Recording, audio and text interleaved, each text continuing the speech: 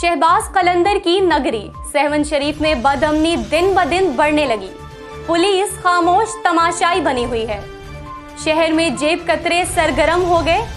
चोरी, डकैती और लूटमार की वारदातों में इजाफा होने लगा। कलंदरी जायरीन की जेब काटकर जेब कतरे रफू चक्कर हो गए। सीसीटीवी फुटेज DNN को मौसूल हो चुकी है, जिसमें साफ देखा जा सकता है कि किस तरह से जेब कतरा जायरीन की जेब काट रहा है। अपडेट कर रहे हैं आपको, सहवन शरीफ में बदअमनी दिन ब दिन बढ़ने लगी। चोरी, डकैती और लूटमार की वारदातों में इजाफा होने लगा। इलाकाई पुलिस खामोश तमाशाई का किरदार अदा करने लगी। शहरियों ने वजीर आला सिंध से नोटिस लेने का मुतालबा किया।